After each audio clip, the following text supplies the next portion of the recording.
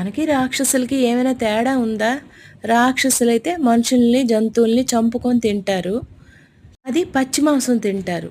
అదెప్పుడో పురాణాల్లోని అప్పుడు మనం విన్నాము. కథల్లోని విన్నాము. చూడనైతే చూడలేదు. మరి మనమెవరు? మనం పిల్ల రాక్షసులం కదా!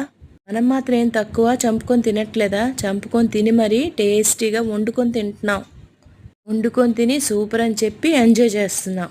అలాగే ఒకసారి యూట్యూబ్ చూస్తుంటే ఒక వీడియో చూశాను. ఏంటి కోడికాళ్ళ కూర వండుకొని ప్లేట్లో పెట్టుకొని తింటున్నారు. దేవుడా ఏంటి అని నేను వాళ్ళకి తిరిగి మెసేజ్ పెట్టాను. ఏంటి మీ వీడియోస్ చూస్తుంటాను కోడికాళ్ళు ఏంటి వండుకొని తినడం ఇంకా చూడలేకపోతున్నాను మీ వీడియోస్ అనేసి పెట్టాను. తిరిగి నాకు ఆవిడ రిప్లై ఏమి ఇచ్చిందంటే నేను అన్నీ ట్రై చేస్తాను నువ్వు కూడా ట్రై చెయ్యు అని పెట్టింది. ఒకసారి మా ఫ్రెండ్కి ఫోన్ చేసి కూర ఏంటని అడిగితే మేక తలకాయ అని చెప్పింది. తల్లి నాకు చెప్పకమ్మా ఇంకా అలాంటి కూరలు వండితే చెప్పక తల్లి అంటే చాలా బాగుంటుంది పెద్ద తలకాయ తెచ్చాము మా ఇంట్లో అందరికీ ఇష్టం అని అంది. దీన్ని బట్టి చెప్పండి మనకి రాక్షసులకి ఏమైనా తేడా ఉందా? అందుకే అనిపిస్తుంటుంది మేకల్ని చంపుతుంటాం కోడుల్ని చంపుతున్నాం ఇలా జంతువుల్ని చంపుకొని తింటున్నాం. మనకి రాక్షసులకి తేడా ఏముంది అసలు? తేడా అంతా పచ్చి తినలేకపోవడం టేస్టీగా వండుకొని తినడం.